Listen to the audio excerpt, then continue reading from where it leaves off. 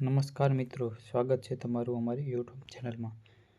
તો આજે આપણે જોવાના છીએ ગુજરાતી ગ્રામરમાં પૂછાતા અગત્યના શબ્દ સમૂહ માટે એક શબ્દ।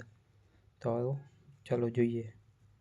તેમાં પહેલો પ્રશ્ન છે નવી પરણેલી સ્ત્રી, જેને કહેવામાં આવે છે નવવધુ। ત્યારબાદ છે પૈસાનો ત્રીજો ભાગ, જેને કહેવામાં આવે છે પાય। ત્યારબાદ છે શિર ઉપર શોભતું છોગું, જેને કહેવામાં આવે છે શિરછોગું। ત્યારબાદ છે જેનો કોઈ આધાર ન હોય તેવો આધાર, જેને કહેવામાં આવે છે પરમેશ્વર અથવા નિરાધાર। ત્યારબાદ છે કશુંક છુપાવવા માટેનું ઓઢણ, જેને કહેવામાં આવે છે આંચડો અથવા પાલો। ત્યારબાદ છે આતુરતા સાથેની વારંવારની ઈચ્છા, જેને કહેવામાં આવે છે ઝંખના। ત્યારબાદનો છે આડું અવળું નહીં પણ સીધું સીધું, જેને કહેવામાં આવે છે પાધરું। ત્યારબાદ છે પાંદડામાંથી આવતો અવાજ, તેને કહેવામાં આવે છે પર્ણરવ।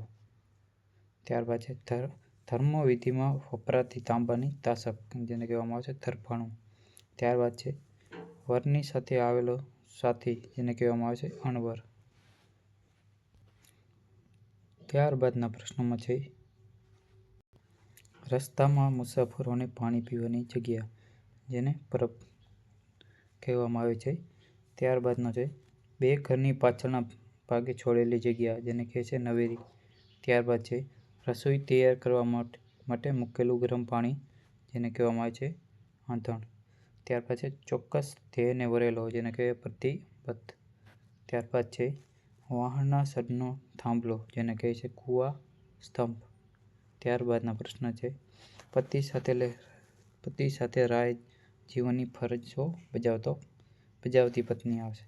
પતિ સાથે રાહ જીવનની ફરજો બજાવતી પત્ની, તેને કહે છે સહધર્મચારિણી। ત્યારબાદનો પ્રશ્ન છે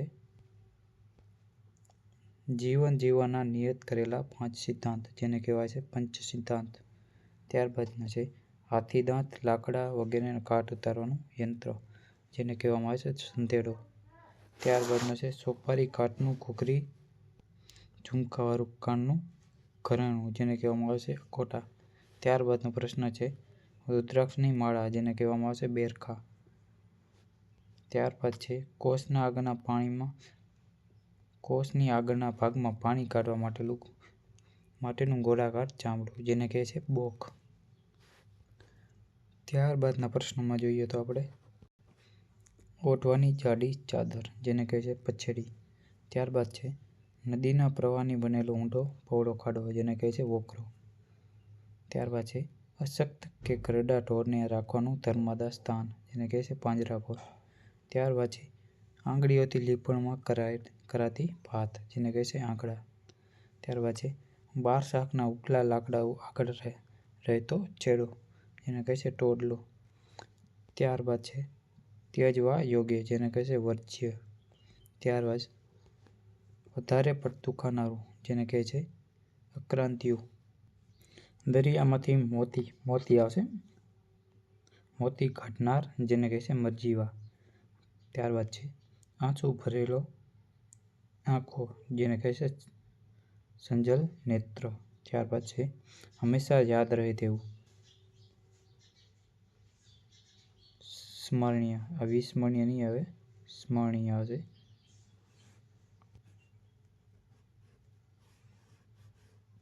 હંમેશા યાદ રહે તેવું આવશે સ્મરણીય। ત્યારબાદના પ્રશ્નોમાં છે કોઈની સ્મૃતિમાં રચવામાં આવતું મકાન, જેને કહે છે સ્મારક।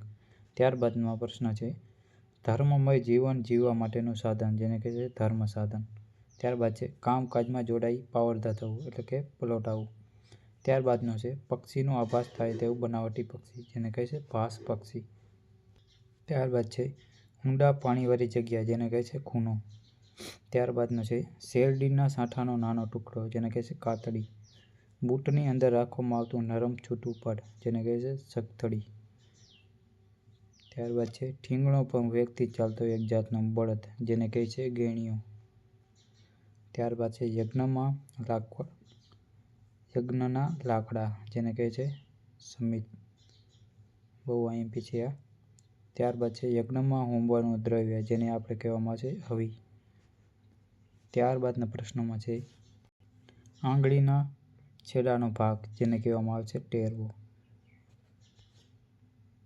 ત્યારબાદ છે લિફ્ટની જેમ વ્યક્તિઓને માળ ઉપર નીચે લઈ જતી સરકતી સીડી જેને કહેવાશે એક્સિલેટર.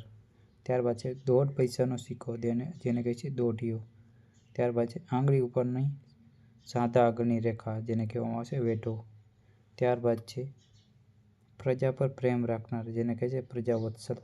ત્યારબાદ છે જેને કશું મેળવવાની ઈચ્છા ન હોય તે નિસ્પૃહા. ત્યારબાદ છે માંગવાની ઈચ્છા જેને કહેવામાં આવશે યાચના વૃત્તિ. હાથીના માથા પર બે બાજુ ઉપસી આવેલો ભાગ જેને કહે છે કુંભાસ્તંભ. ત્યારબાદ છે ભયંકર આફતવાળી ભવિષ્યવાણી જેને કહેવામાં આવશે કાળવાણી. ત્યારબાદ છે કશું સ્વાર્થ વગરનું જેને કહેવામાં આવશે અમથું. ત્યારબાદના પ્રશ્નોમાં છે સૂકી માટીના મોટા ગાંગડા જેને કહેવામાં આવશે ઢેફા. ત્યારબાદ છે ઉમંગના ઠાઠથી ધીમે ધીમે ચાલતું જેને કહે છે મલબતું. ઘઉં જવું ઇત્યાદિ ધાન્યના ડૂંડા જેને કહેવામાં આવશે ઉંબીઓ. ત્યારબાદ મટકું પણ માર્યા વિના જેને કહેવામાં આવશે અનિમેષ. સામા પક્ષીને સંદેશો પહોંચાડવા પંખીનું બોલવું જેને કહેવામાં આવશે ગહેકવું. ત્યારબાદ છે ઘરના જેવી સગવડવાળો રેલગાડીનો ખાસ ડબ્બો જેને કહેવામાં આવશે સલૂન. ત્યારબાદ છે જરૂરી ન હોય તેવું વાપરવા માટે ભેગું કરવું જેને આપણે કહીએ છીએ પરિગ્રહ. ત્યારબાદ છે આનંદની મસ્તીમાં આવી પંખીનું જોરથી બોલવું જેનામાં આવશે ટહેકવું. સામાન્ય આંજવા કે પ્રભાવિત કરવા માટેનો દેખાવ જેને કહે છે ઠકારો. ત્યારબાદ અંગત ઉપયોગમાં આવતો ડ્રાઈવર જેને કહેવામાં આવે છે શોફર. આ હતા અગત્યના શબ્દ સમૂહ માટેના એક શબ્દ. મળીએ પછી નવા વિડીયોમાં. Thank you.